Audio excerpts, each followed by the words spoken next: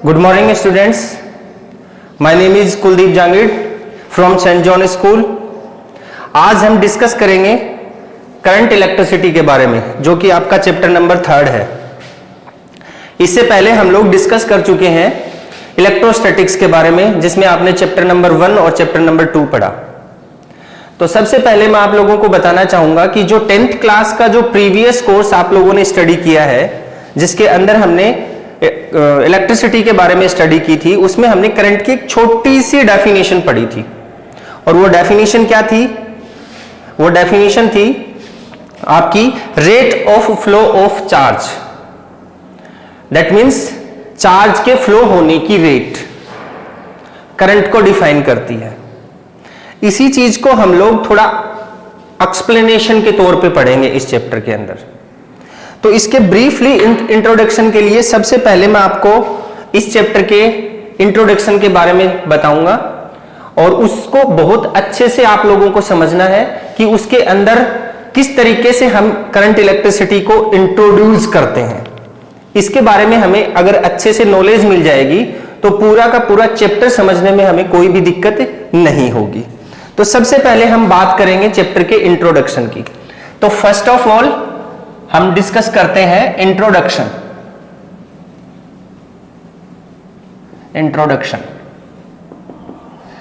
इसके इंट्रोडक्शन में काफी चीजें होती हैं। मैं स्टेप बाय स्टेप आपको काफी चीजों के बारे में बताऊंगा इंट्रोडक्शन में। तो सबसे पहले हम बात करते हैं इंट्रोडक्शन में चार्ज के बारे में। इलेक्ट्रोस्टैटिक्स में आपने चार्ज के बारे में पढ़ा, और चार्ज के बारे में आपने ये चीजें पढ़ी कि चार्ज जो है, सबसे पहले देखिए इसके अंदर मैं बताता हूं आपको। फर्स्ट पॉइंट मैंने कंसीडर किया charge at rest, first condition. Second condition जो है वो मैंने यहां पे बताई आपको चार्ज, और फिर इसके अंदर मैंने बताया मोशन में है चार्ज, मोशन में। एट रेस्ट ये जो पोजीशन थी, इसमें हमने इलेक्ट्रोस्टैटिक्स के बारे में पढ़ा था। इसमें हमने किसके बारे में स्टडी की? इलेक्ट्रोस्टैटिक्स के बारे में। इलेक्ट्रोस्टैटिक्स, कंप्लीट इलेक्ट्रोस्टैटिक्स, जिसमें आपके 2 चैप्टर थे, chapter first and chapter second. First one था electric charge and fields, and second one था आपका इलेक्ट्रिक पोटेंशियल एंड कैपेसिटेंस। अब हम बात कर रहे हैं इलेक्ट्रिक चार्ज जब मोशन में होता है, उस केस की बात कर रहे हैं। तो ये जो मोशन है, इसको आप 2 जगह से कैटेगराइज कर सकते हैं। जैसे फर्स्ट जो केस आता है मोशन में, उसमें हमने बताया कि जैसे इसकी वेलोसिटी जो है वो कांस्टेंट हो, कांस्टेंट। दैट मींस चार्ज जो है वो कांस्टेंट वेलोसिटी के साथ में मोशन करे। फर्स्ट चीज तो ये आती है। सेकंड जो है वो क्या है? इसकी जो वेलोसिटी है वो वेरिएबल हो, वेरिएबल वेलोसिटी, वेरिएबल वेलोसिटी के साथ में मोशन करे चार्ज। ये 2 पॉइंट हमारे निकल के आते हैं।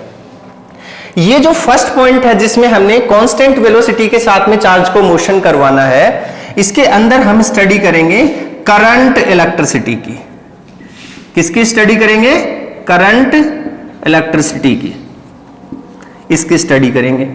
अब ये जो दूसरी जो चीज है जिसमें हमने बात की है वेरिएबल वेलोसिटी की, इस वेरिएबल वेलोसिटी का मतलब है कि वेलोसिटी जो है वो टाइम के रिस्पेक्ट में चेंज हो सकती है, और अगर वो टाइम के रिस्पेक्ट में चेंज होती है तो इसी पोर्शन को हम बता सकते हैं कि चार्ज जो है वो एक्सेलरेटेड है।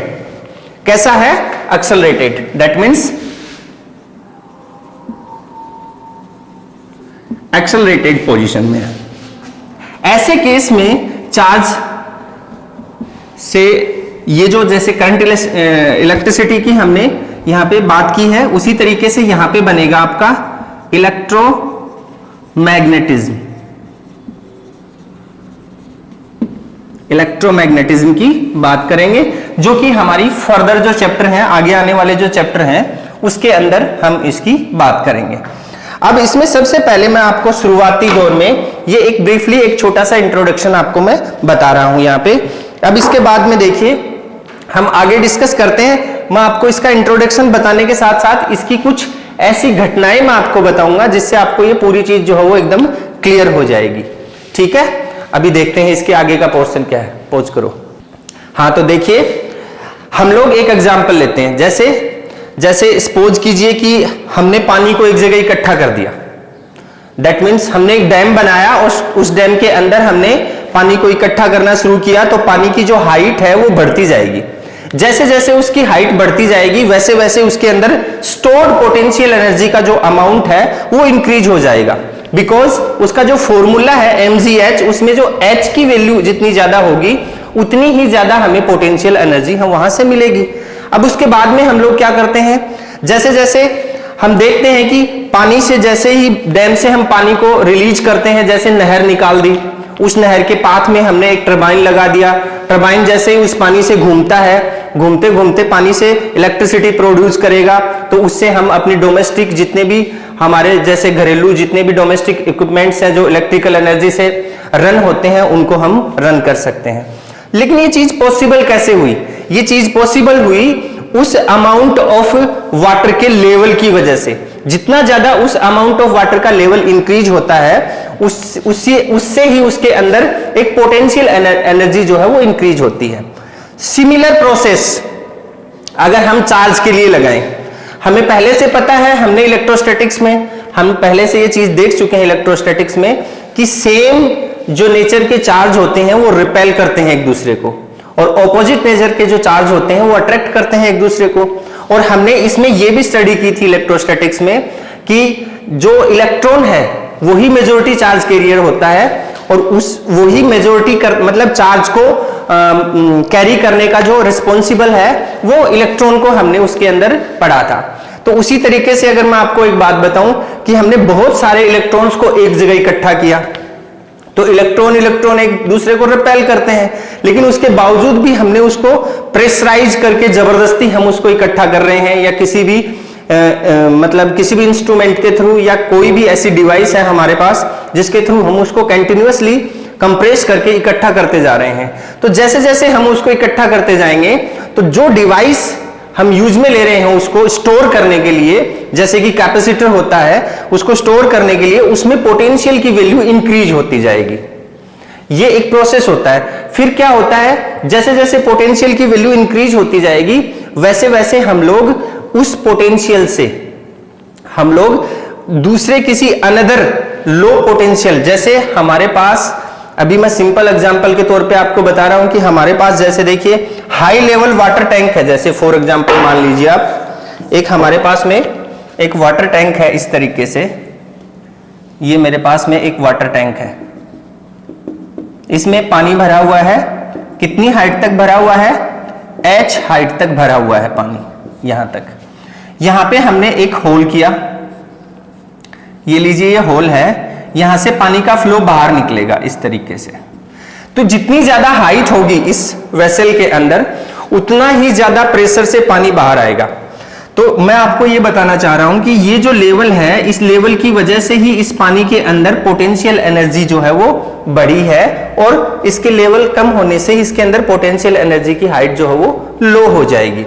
सिमिलर प्रोसेस हम चार्ज पे लगाएं। हमारे पास में मान लीजिए ये हमारे पास में कोई डिवाइस है जिसके अंदर हमने चार्ज को स्टोर कर रखा है। जैसे फॉर एग्जांपल इस तरीके से मान लीजिए किसी चार्ज को हमने स्टोर कर रखा है, ऐसे इसके अंदर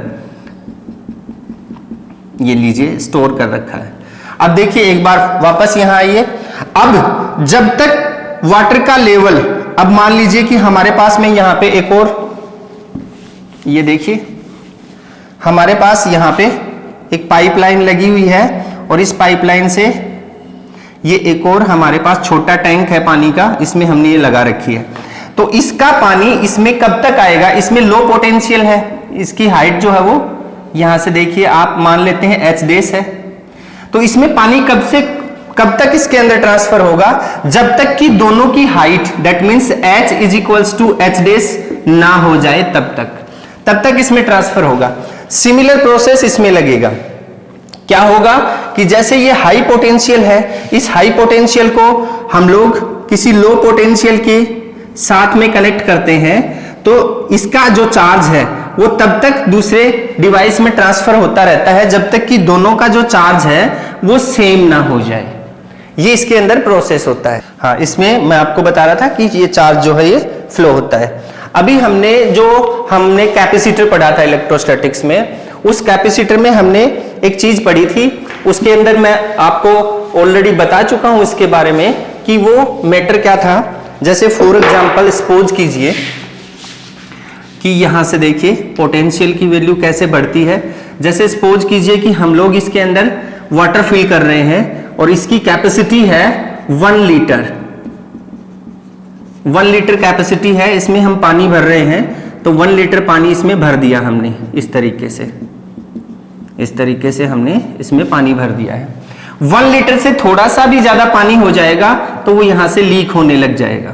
इस तरीके से अगर यही प्रोसेस हम एक चार्जिंग डिवाइस के ऊपर लगाएं, सपोज कीजिए कि हम इसके अंदर चार्ज को स्टोर कर रहे हैं, ये हमारे पास में कोई कैपेसिटर है, सपोज कीजिए जैसे कोई पैरेलल प्लेट कैपेसिटर है। इस तरीके से इसकी एक पर्टिकुलर रेंज होती है, इसकी एक कैपेसिटी होती है, उस कैपेसिटी से ज्यादा इसमें चार्ज का स्टोरेज हम नहीं कर पाएंगे। तो उसी कैपेसिटी को इंक्रीज हमने कैसे किया था, ये चीज हमें देखनी है। यहां पे ये चीज इलेक्ट्रोस्टैटिक्स में आपको बताई भी गई थी।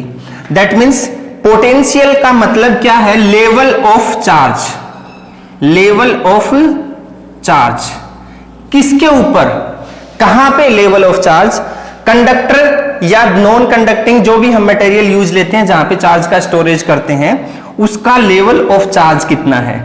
दैट मीन्स ये एक एरिया है पर्टिकुलर, इस एरिया में यहां पे पॉजिटिव चार्ज को हम स्टोर कर रहे हैं। इस तरीके से देख लीजिए, ऐसे स्टोर हुआ। तो ये पर्टिकुलर एरिया में सपोज कीजिए 1 2 3 4 5 6 7 8 कूलम चार्ज स्टोर किया हमने।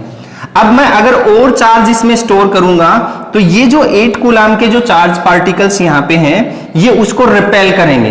दैट मीन्स मैं यहां से और चार्ज इसमें डालूंगा तो मेरे को वर्क और ज्यादा करना पड़ेगा, और V का जो फॉर्मूला होता है उसके अकॉर्डिंग जितना ज्यादा वर्क डन हमें करना पड़ रहा है यहां पे, उतना ही ज्यादा पोटेंशियल इंक्रीज होता है। तो अगर मैं और चार्ज लेके आऊं यहां पे, और चार्ज लेके आया तो यहां पे और ज्यादा डेंसिटी इंक्रीज हो गई है चार्ज की, ये देखिए, ठीक है।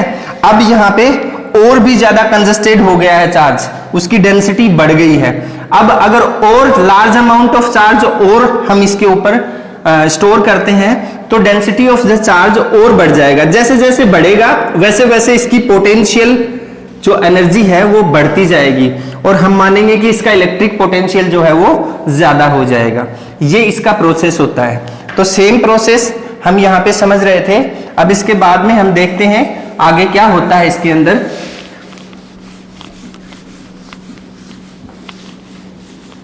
ये देखिए,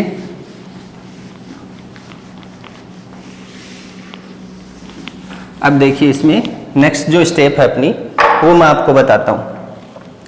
अब हम ऑलरेडी इस बात के बारे में जानते हैं कि एनर्जी जो है वो कभी भी हम लोग क्रिएट नहीं कर सकते और ना ही उसको हम डिस्ट्रॉय कर सकते हैं। तो उसी के रिस्पेक्ट में जो एनर्जी हम बात कर रहे हैं यहां पे, जैसे फॉर एग्जांपल डैम से पोटेंशियल एनर्जी पानी में थी, जैसे ही डैम से पानी निकला वो काइनेटिक एनर्जी में कन्वर्ट हो गई, फिर उसने टरबाइन को घुमाया तो वो टरबाइन मैकेनिकल एनर्जी से फिर इलेक्ट्रिकल एनर्जी में कन्वर्ट करता है। ऐसे ही एनर्जी का ट्रांसफॉर्मेशन हो सकता है, बट एनर्जी को हम ना तो क्रिएट कर सकते हैं और ना ही उसे डिस्ट्रॉय कर सकते हैं। इसी कॉन्सेप्ट को हम इसके अंदर लागू करते हैं। तो सबसे पहले मैं आपको बता देना चाहता हूं कि हमने जो चीज पढ़नी है जिसको हम करंट इलेक्ट्रिसिटी बोलते हैं, इसका इंट्रोडक्टरी पोर्शन में मैंने थोड़े बहुत एग्जांपल्स आपको बताए हैं।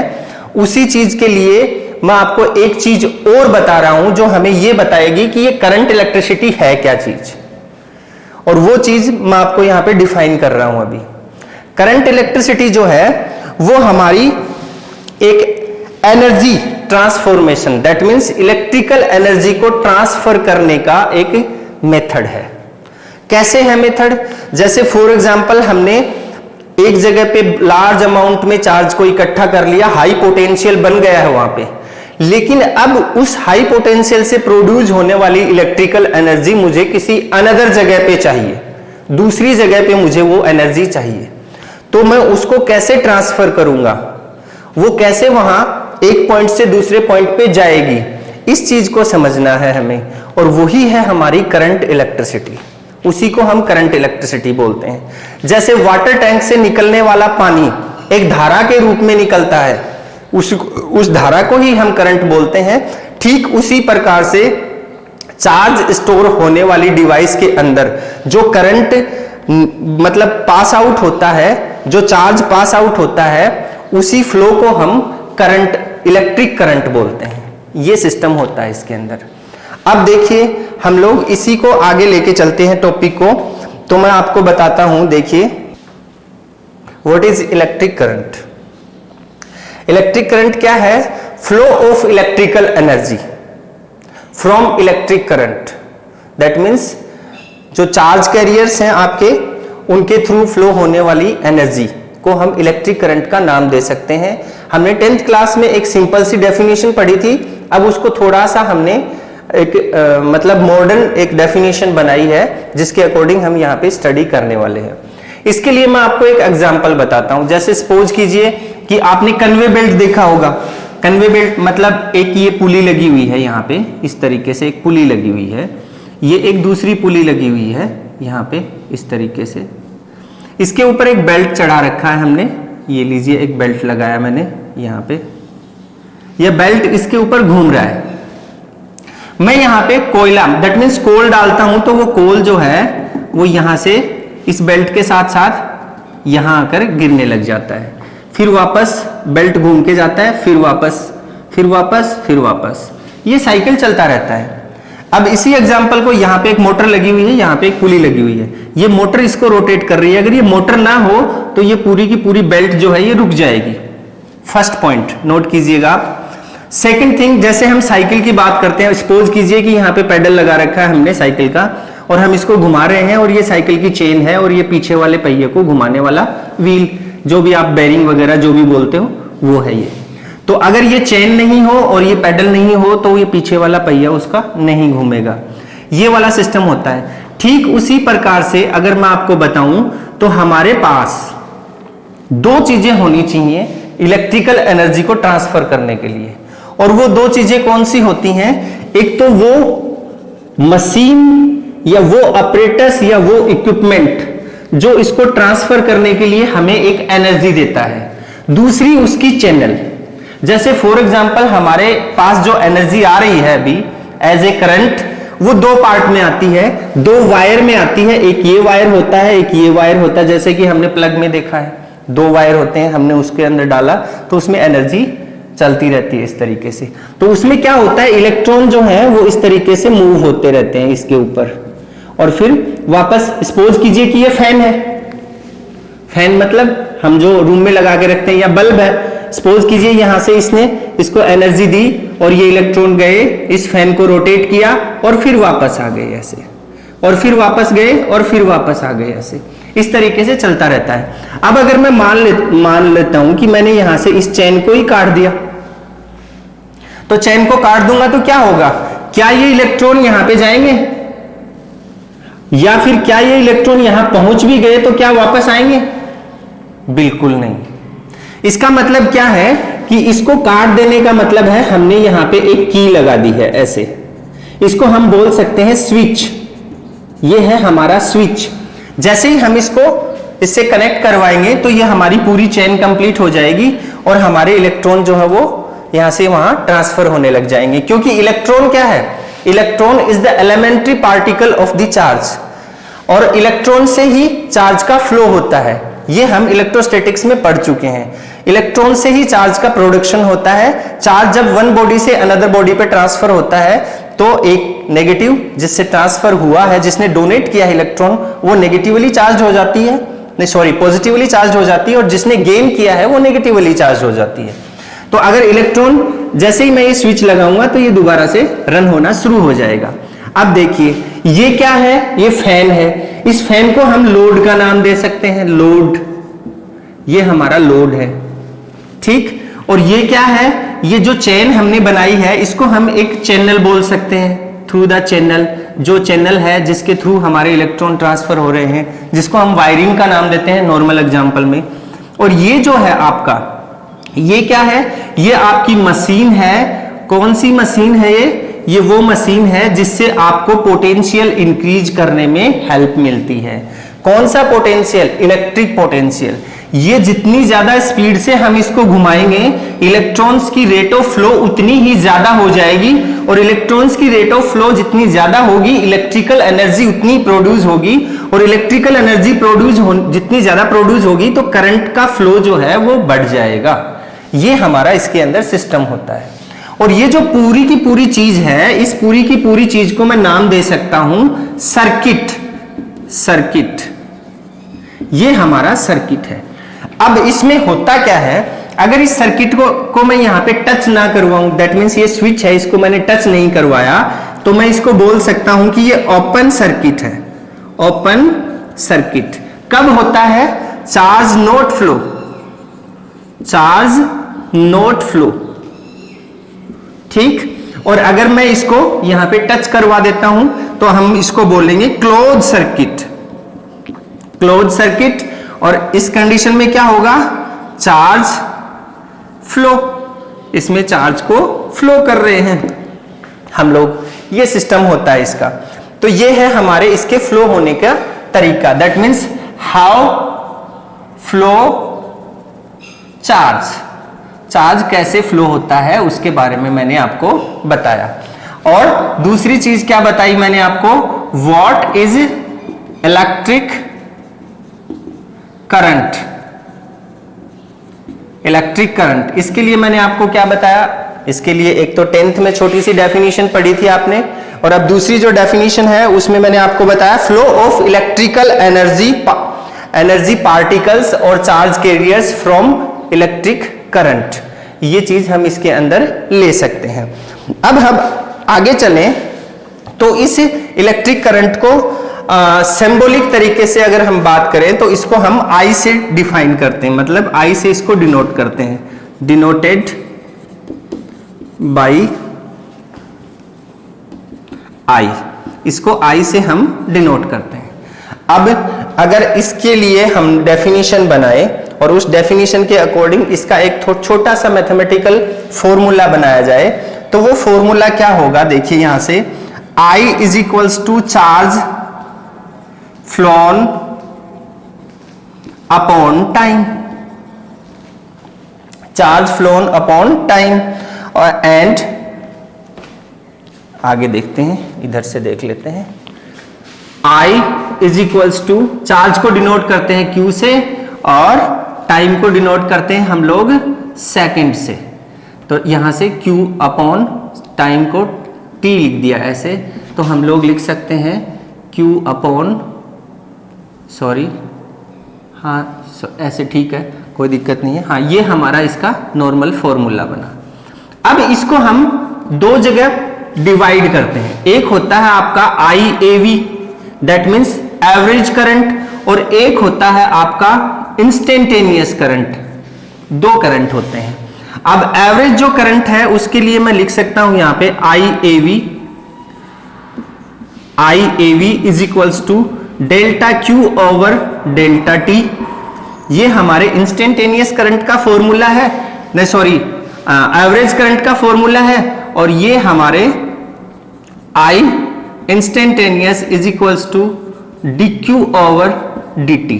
इसको हमने ऐसे क्यों लिखा और इसको हमने ऐसे क्यों लिखा? उसका रीजन ये है कि इंस्टेंटेनियस करंट का जो मतलब है वो है किसी पर्टिकुलर इंस्टेंट ऑफ टाइम के लिए करंट क्या होगा, उसके लिए हमने ये फॉर्मूला यहां पे डिनोट किया।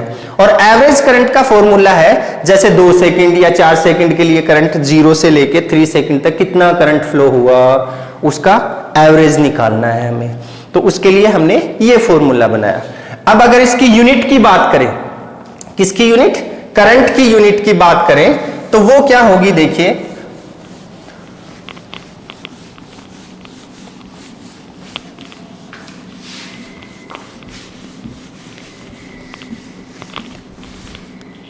यूनिट क्या होगी इसकी? Unit of electric current I। तो फॉर्मूला क्या बनता है आपका, I is equals to Q by T is equals to, Q क्या है, चार्ज, और चार्ज की यूनिट होती है कूलम, और टाइम की ऐसा यूनिट होती है सेकंड, तो कूलम पर सेकंड जिसको हम बोलते हैं एम्पियर। और ये एम्पियर जो यूनिट है ये आपकी 11th क्लास के सेकंड चैप्टर में यूनिट एंड मेजरमेंट्स वाले चैप्टर में आपने पढ़ा था कि एम्पियर जो है वो एक फंडामेंटल क्वांटिटी है, 7th फंडामेंटल क्वांटिटी, जिसको हम डिनोट करते हैं ए से। ए से क्यों डिनोट करते हैं, कैपिटल ए से, क्योंकि एम्पियर एक साइंटिस्ट थे जिन्होंने इलेक्ट्रिसिटी के ऊपर काफी वर्क किया, और उनके रिस्पेक्ट में ये उनके नाम के अकॉर्डिंग हमने ये एक यूनिट बनाई गई है, और उसी का एक सिंबल हमने ए ले लिया है जिसको हम एम्पियर से डिनोट करते हैं। अब एक चीज और आती है, वो क्या है कि इलेक्ट्रिक करंट जो है आपका वो स्केलर है या वेक्टर, ये चीज देखनी है हमें, बड़ा इंपॉर्टेंट क्वेश्चन है ये। कौन सा क्वेश्चन है, इलेक्ट्रिक करंट क्या स्केलर और वेक्टर, इन दोनों में से कौन सी क्वांटिटी है। इसके लिए देखिए सबसे पहले हमें यह देखना पड़ेगा कि करंट के पास डायरेक्शन होता है कि नहीं होता, बिल्कुल होता है। जैसे फॉर एग्जांपल एक करंट है ये, जैसे मैंने दिखाया इसको, ये 2 एम्पियर का करंट है, एम्पियर का करंट है। एक और करंट है मेरे पास में यहां से ये मान लीजिए 3 एम्पियर का करंट है, ठीक है। दोनों के पास डायरेक्शन है और मैग्नीट्यूड भी है। तो वेक्टर जो क्वांटिटी होती है उसमें मैग्नीट्यूड और डायरेक्शन दोनों चीजें होनी चाहिए, और ये दोनों चीजें इसके पास हैं। तो क्या हम इसको बोल सकते हैं कि ये वेक्टर क्वांटिटी है? नहीं, ये वेक्टर क्वांटिटी नहीं है। क्यों नहीं है, उसका रीजन ये है कि अगर ये वेक्टर क्वांटिटी होती तो ये जो करंट हमें मिल रहा है इन दोनों से, इसको हम वेक्टर लॉ ऑफ एडिशन के अकॉर्डिंग बनाते, और वेक्टर लॉ ऑफ एडिशन के अकॉर्डिंग बनाए तो इन दोनों के बीच का एंगल मान लीजिए 60 डिग्री है। तो अगर हम लिखें a square plus b square plus, इसको ए माना इसको बी माना, ये ए इज इक्वल्स टू ये बी इज इक्वल्स टू, और 2ab cos थीटा। अब थीटा की यहां पे वैल्यू डालेंगे 60 डिग्री, तो हमारी जो वैल्यू आएगी वो इसके अकॉर्डिंग आनी चाहिए, जबकि वैल्यू हमारी कितनी आती है यहाँ पे, ये 5 एम्पियर आती है, जो कि इससे हमें नहीं मिलेगी। तो इलेक्ट्रिक करंट जो है वो एक वेक्टर क्वांटिटी नहीं है। क्यों नहीं है, क्योंकि वो वेक्टर लॉ ऑफ एडिशन को फॉलो नहीं करती है। दूसरी चीज, स्केलर क्वांटिटी है, हाँ जी बिल्कुल है स्केलर क्वांटिटी। क्यों है, क्योंकि स्केलर क्वांटिटी के अंदर जो एडिशन होता है वो नॉर्मल अर्थमेटिक के अकॉर्डिंग होता है, जैसे 2 + 3 = 5, बिल्कुल इस चीज को फॉलो कर रही है। तो ये हम क्या बता सकते हैं, ये स्केलर क्वांटिटी है। अब एक चीज और बताता हूं मैं आपको, वो क्या है, वो ये है कि काफी बार कंपटीशन एग्जाम्स में ऑप्शन दे देते हैं कि करंट जो है वो कौन सी क्वांटिटी है, और उसमें सबसे पहला ऑप्शन दे दिया आपको टेंसर, दूसरा ऑप्शन दे दिया आपको स्केलर, और तीसरा ऑप्शन दे दिया आपको वेक्टर, ऐसे, और फोर्थ दे दिया नन ऑफ दीज। तो आप कौन से को टिक करोगे, ये दिक्कत आ जाती है। दिक्कत नहीं आनी चाहिए। मैं आपको इसका सीधा सा फॉर्मूला बताता हूं, जिस सीक्वेंस में मैंने इसको लिखा है। अगर किसी क्वेश्चन में आपको पूछा जाता है कि करंट कैसी क्वांटिटी है और उसके ऑप्शंस में आपको टेंसर दिया हुआ है, तो फर्स्ट प्रायोरिटी टेंसर को देनी है, और अगर टेंसर नहीं दिया हुआ है तो हमें फर्स्ट प्रायोरिटी स्केलर को देनी है। तो फर्स्ट प्रायोरिटी के अकॉर्डिंग ये टेंसर होता है, फिर स्केलर होता है, और वेक्टर तो बिल्कुल भी नहीं होता है। ये चीज हमें याद रखनी है यहां पे। अब आगे चलते हैं, ये हमारा नॉर्मल सा सिस्टम हो गया। अब मैं आपको इसके ऊपर कुछ और चीजें बताऊंगा, वो देखिए कैसे। बात करते हैं स्ट्रेंथ ऑफ करंट की, स्ट्रेंथ ऑफ इलेक्ट्रिक करंट। ये क्या है इसके बारे में हम बात करते हैं। अभी थोड़ी देर पहले मैंने आपको एक एग्जांपल बताया था इस तरीके से, ये बताया था मैंने, ये यहाँ पे ऐसे हम इसको घुमाते हैं तो मान लीजिए इलेक्ट्रॉन्स का फ्लो हो रहा है। अब हमने क्या किया, यहाँ पे एक कैंडिडेट को खड़ा कर दिया और उससे पूछा कि आप पर सेकंड में काउंट करके बताओ कि कितने इलेक्ट्रॉन पास हो रहे हैं।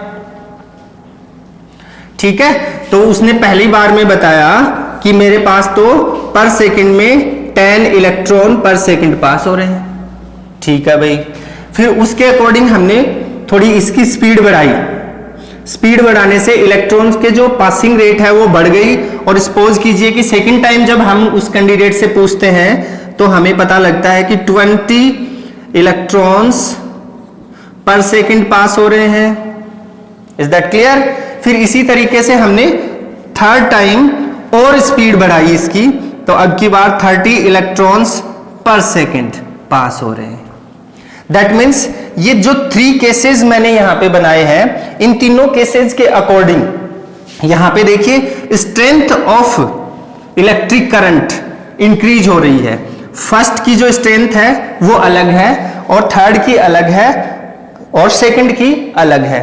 मतलब इलेक्ट्रिक करंट जो है वो इलेक्ट्रॉन्स के फ्लो पे डिपेंड करता है। तो जितने ज्यादा इलेक्ट्रॉन्स फ्लो होंगे किसी पर्टिकुलर क्रॉस सेक्शनल एरिया से, जैसे ये कोई कंडक्टर है आपके पास इस तरीके से, मान लीजिए ये कंडक्टर है, इसका ये क्रॉस सेक्शनल एरिया है, इसमें डेल्टा टी टाइम में डेल्टा क्यू इलेक्ट्रॉन्स या डेल्टा क्यू चार्ज जो है वो पास हो रहा है, तो ये इसका करंट बन जाएगा I is equals to delta Q upon delta T. ये इसका करंट बन गया, इस क्रॉस सेक्शनल एरिया से पास होने वाला करंट। ठीक उसी तरीके से यहां से देखिए, जितना ज्यादा अमाउंट ऑफ चार्ज यहां से फ्लो हो रहा है उतनी ही ज्यादा करंट की स्ट्रेंथ इंक्रीज होती जाएगी। ये होता है। अब एक चीज और आती है, वो क्या है, क्या इस जगह के ऊपर जितना चार्ज फ्लो हो रहा है वो चार्ज यहां पे पहुंचा, इस फैन को घुमाया, तो क्या वो इलेक्ट्रॉन यहां पे यूज हो चुके हैं? क्या वो वापस आएंगे या फिर इधर ही वो अपना काम करके इधर ही मतलब इलैप्स हो जाएंगे या कहीं चले जाएंगे? मैं बताता हूं इसमें क्या होता है। इसके अंदर जैसे ही वो इलेक्ट्रॉन यहां से आए इलेक्ट्रिकल एनर्जी लेके, उन्होंने इसको घुमाया फैन को, फिर वो वापस इधर से, जैसे यहां पे 11 एम्पियर की करंट फ्लो हो रही है, तो इस पॉइंट पे भी 11 एम्पियर की ही करंट फ्लो होगी और यहां पर भी 11 एम्पियर ही होगा, यहां पर भी 11 एम्पियर ही होगा। दैट मीन्स इस चैनल के हर पॉइंट के ऊपर करंट की वैल्यू सेम रहेगी। ये भी हमें ध्यान में रखना है। उसके बाद यहां से देखिए इसकी जो स्पीड है, कौन सी speed? Rate of flow of charge को बनाने वाली स्पीड। जैसे ये कोई हमारे पास मोटर लगी हुई है, ये जैसे जैसे इस बेल्ट को घुमा रही है, इसके बेल्ट के ऊपर चलने वाले पार्टिकल्स उतनी तेजी से फ्लो करते हैं। वैसे ही मैं यहाँ पे एक एग्जांपल के तौर पे आपको बता रहा हूं कि इलेक्ट्रॉन्स के फ्लो की जो रेट है वो जितनी ज्यादा होगी उसकी स्ट्रेंथ भी उतनी ही ज्यादा हो जाएगी। ये चीज भी हमें याद रखनी है। अब हम इससे रिलेटेड कुछ न्यूमेरिकल्स के ऊपर बात करेंगे और वो न्यूमेरिकल्स क्या होते हैं, देखिए मैं आपको 2-4 न्यूमेरिकल्स बताता हूं जो हमारे काम में आ सकते हैं। कंपटीशन एग्जाम्स जो हैं उनमें भी आ सकते हैं और नॉर्मली बोर्ड एग्जाम में भी हमें यूज ले सकते हैं उसके अंदर। अब सबसे पहले जैसे मैं आपको बताता हूं, हमारे पास एक क्वेश्चन है, जैसे मैंने लिखा इफ क्वेश्चन नंबर 1, हम एक क्वेश्चन सोल्व करने वाले हैं। जो मैंने आपको बताया है उसके ऊपर ही हम एक क्वेश्चन सोल्व करेंगे। यहाँ पे जैसे मैंने एक क्वेश्चन बनाता हूं मैं यहाँ पे,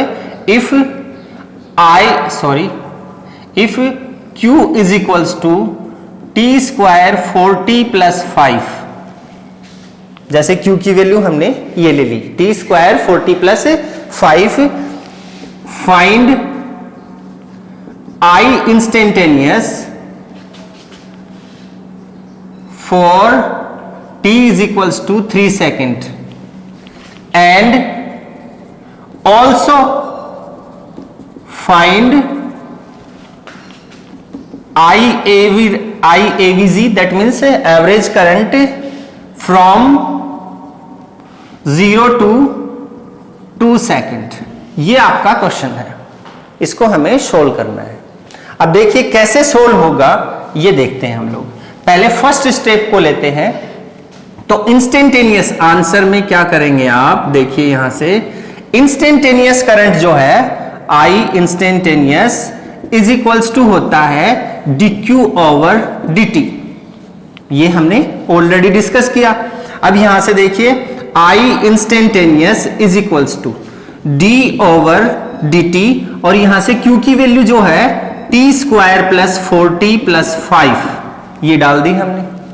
अब हम क्या कर रहे हैं, टाइम के रिस्पेक्ट में इस इक्वेशन का डिफरेंशिएशन कर रहे हैं। तो I is equals to I N T is equals to, इसका डिफरेंशिएशन किया तो इसका हो गया 2t और इसका हो गया 4 और 5 का 0 गोला, कुछ नहीं। ये हमारे पास में एक इक्वेशन आई जिसको मैंने फर्स्ट नंबर दे दिया। अब इंस्टेंटेनियस करंट जो है वो 3 सेकंड के लिए निकालना है आपको। इसको मैंने लिखा एम्पियर। अब 3 सेकंड के लिए निकालना है तो इसमें t की वैल्यू 3 सेकंड डाल देते हैं अपन लोग। Then I instantaneous is equals to 2 into 3 plus 4, that means I instantaneous is equals to 6 plus 4 is equals to 10 ampere. ये आपका आ गया इंस्टेंटेनियस करंट। फर्स्ट स्टेप आपकी कंप्लीट हो गई है। अब हम बात करेंगे सेकंड स्टेप की। अब सेकंड स्टेप में क्या होगा देखिए, अब हमें एवरेज करंट निकालना है। और एवरेज करंट क्या है देखिए, एवरेज करंट के लिए फॉर्मूला होता है I average is equals to del Q over del T। अब यहां से देखिए टाइम कितना है और डेल Q कितना है। अब डेल Q में हमें देखना है कि हमें कहां से कहां तक लेना है इसको, तो हम इसको और आगे सोल्व करते हैं। Average is equals to final charge और इनिशियल चार्ज। तो फाइनल चार्ज कितना होगा देखो, हमने लिखा यहां से Q at 2 second minus Q at 0 second. ये बन गया क्योंकि 0 से 2 सेकेंड के बीच में है, और ये है T2 minus T1, T2 minus T1। That means यहां से Q at 2 second minus Q at 0 second upon 2 minus 0। अब देखिए IAVG एवरेज। अब 2 सेकेंड के ऊपर हमें क्या निकालना है, चार्ज निकालना है। तो ये है, इसके अंदर हम ये जो इक्वेशन है आपके पास, ये इक्वेशन, इस इक्वेशन में t की वैल्यू 2 सेकेंड डाल देते हैं। तो ये हो गया, देखिए यहां से हमने वैल्यू डाली तो ये 2 सेकेंड डाली तो 2 का square plus 2 into 4 plus 5 minus, अब 0 डालते हैं तो ये हो गया 0 का स्क्वायर और फिर प्लस 4 इंटू 0 प्लस का 5 अपॉन में ये बच गया 2 नीचे, 2 माइनस 0 2। तो I एवरेज करंट आ जाएगा आपका ये 4 plus 8 plus 5 minus 5 upon 2। That means I average current हो गया है आपका ये 12 17 minus 5 upon 2। That means 12 upon 2, that means 6 ampere. ये देखिए आप 6 एम्पियर आ गया है आपका एवरेज करंट। तो इसी इक्वेशन में इसी चार्ज को अगर मैं 2 सेकंड तक फ्लो करवाता हूं तो 6 एम्पियर का करंट प्रोड्यूस हो रहा है, और अगर 3 सेकंड तक फ्लो करवाता हूं तो मेरे पास में 10 एम्पियर का करंट फ्लो हो रहा है। दैट मीन्स इंक्रीजिंग करंट है, इंक्रीज हो रहा है, कंटिन्यूअसली इंक्रीज हो रहा है। इस चीज को हम कंसीडर कर सकते हैं। ये एवरेज और उसका करंट निकालने का आपका एक सिस्टम है। अब हम एक और क्वेश्चन करेंगे। वो क्वेश्चन होगा कि अगर हमें मतलब करंट दिया हुआ है और चार्ज के बारे में पूछ ले, या नंबर ऑफ इलेक्ट्रॉन्स कितने होंगे उसके बारे में पूछ ले। ऐसा हमने इलेक्ट्रोस्टैटिक्स में भी कोई क्वेश्चन किया था, लेकिन अब मैं इसके अकॉर्डिंग मैं आपको बताता हूं कि वो कैसे करना है आपको। हाँ, देखिए जो नेक्स्ट क्वेश्चन है वो मैं बताता हूं आपको। जैसे I की वैल्यू गिवन है t²+1, then find charge flown through a cross section between 0 to 3 second, also find the number of electrons that flows in this time. इसको हम सोल्व करेंगे अब, और सोल्व करेंगे तो हम कहां से शुरुआत करेंगे ये देखिए। सबसे पहले we know that I is equals to dq over dt, ये है I is equals to dq over dt। तो हमें क्या निकालना है? हमें निकालना है चार्ज। तो इसी इक्वेशन को चार्ज की फॉर्म में लेके आते हैं। मैंने लिखा यहां से dq is equals to I dt, ये इक्वेशन बन गई चार्ज की इक्वेशन फर्स्ट। अब यहां से देखिए ये इंस्टेंटेनियस चार्ज है और ये इंस्टेंट ऑफ टाइम का डिनोटेशन हमने dt से किया है। तो इससे तो हम चार्ज निकाल नहीं पाएंगे, तो हम क्या करेंगे? हम इसका इंटीग्रेशन करेंगे, both side integration, taking both side integration. ठीक है। अब देखिए इंटीग्रेशन लिया, dq is equals to integration I dt। अब यहां से इसको इंटीग्रेट किया तो आया आपका q, और इसको इंटीग्रेट करेंगे तो I की वैल्यू डालेंगे। I की वैल्यू क्या है आपके पास में? t²+1। तो हमने इसको इंटीग्रेट करने के लिए लिखा यहां पे t²+1 और इंटू dt। अब इसके बाद आगे देखिए, यहां से आगे के स्टेप में then q is equals to integrate कर रहे हैं तो ये है आपका t²। इसमें x to the power n का इंटीग्रेशन का फॉर्मूला लगाएंगे। तो x to the power n का इंटीग्रेशन का फॉर्मूला होता है x to the power n is equals to x to the power n+1 upon n+1। इस फॉर्मूले से हम इसको सोल्व करने वाले हैं। ये आपका फॉर्मूला है, इसी फॉर्मूले से हम इसको सोल्व करेंगे। तो जैसे t² है तो ये t² बन जाएगा आपका t+1 अपॉन 2+1 और +1 का ये हो गया t आपका। ठीक है। और यहां से हमने लिमिट लगा दी है 1 dt का t हो गया। यहां से हमने लिमिट लगा दी 0 to 3, क्योंकि 0 to 3 सेकंड के लिए है, ये टाइम का फंक्शन है, इसलिए टाइम की लिमिट लगाई हमने यहां पे। q इज इक्वल्स टू यहां से देखिए t³ अपॉन 3 और प्लस का यहां से सॉरी हाँ, ये t³ अपॉन 3 हो गया और ये प्लस का t हो गया, और यहां से लिमिट लगाई 0 to 3। ठीक है। अब लिमिट को अप्लाई करते हैं, upper limit minus lower limit. Then q is equals to यहां से होगा 3³ अपॉन 3 प्लस 3 और माइनस 0 लगाएंगे तो 0 लगाएंगे यहां से लिमिट को 0³ अपॉन 3 प्लस 0, तो ये पूरा 0 हो गया। यहां से आ जाएगा q इज इक्वल्स टू ये 27 अपॉन 3 प्लस 3। इसको सोल्व करेंगे तो q इज इक्वल्स टू आ गया, दोनों को सोल्व किया तो 9 + 3 is equals to 12 coulomb. 12 coulomb charge कितना आ गया? 12 कूलम। ये चीज हम फाइंड कर चुके हैं। ठीक है, एक आंसर आपको मिल चुका है। अब नेक्स्ट आंसर को कौन सा है? नंबर ऑफ इलेक्ट्रॉन्स निकालना है। अब नंबर ऑफ इलेक्ट्रॉन्स हमें निकालना है, और गिवन क्वांटिटीज क्या क्या है आपके पास में? चार्ज गिवन है, चार्ज गिवन है और उससे नंबर ऑफ इलेक्ट्रॉन निकालना है। तो हम थोड़ा पीछे चलते हैं, पीछे मतलब इलेक्ट्रोस्टैटिक्स में। इलेक्ट्रोस्टैटिक्स की जो हमारी चार्ज की जो एक प्रॉपर्टी थी जिसमें हमने पढ़ा था, क्या पढ़ा था आप लोगों ने पढ़ा था Q is equals to plus minus NE, quantization of charge. इस फॉर्मूले से हम वैल्यू निकालेंगे। देखिए यहां से N क्या है? N यहां पे नंबर ऑफ इलेक्ट्रॉन है, और E क्या है? Charge on electron 1.6 × 10⁻⁻19 coulomb. और Q कितना है? गिवन है आपको। कितना निकाला आपने? 12 कूलम। तो हम यहाँ पे वैल्यू डाल रहे हैं, वैल्यू डालेंगे तो 12 coulomb is equals to plus minus जो भी है आपका, एक बार छोड़ दीजिए इसको, N × 1.6 × 10⁻⁻19 कूलम। ठीक है। अब N की वैल्यू निकालनी है तो N इज इक्वल्स टू यहां से बन जाएगा आपका 12 कूलम अपॉन 1.6 × 10⁻⁻19 कूलम। -19 को ऊपर लेके गए तो n is equals to 12 into 10 to the power plus की 19 हो गई अपॉन 1.6। अब इनको सोल्व करेंगे हम लोग, इन दोनों को सोल्व करेंगे। तो इन दोनों को सोल्व करेंगे तो हमारे पास में वैल्यू आ जाएगी, हाँ इसको इससे डिवाइड किया तो वैल्यू आती है 7.5 into 10 to the power 19 electrons.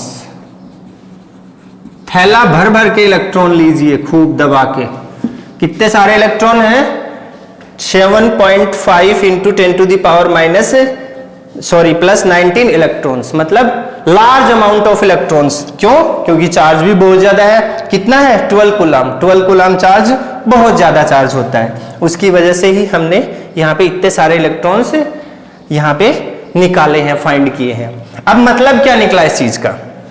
मतलब ये निकला है कि जब किसी कंडक्टर के किसी पर्टिकुलर क्रॉस सेक्शनल एरिया से इतने इलेक्ट्रॉन, कितने electron? 7.5 into 10 to the power 19 electrons flow होते हैं पर यूनिट टाइम में, तो उस पर्टिकुलर एरिया का जो चार्ज फ्लो कितना चार्ज फ्लो हो रहा है वो होगा 12 कूलम।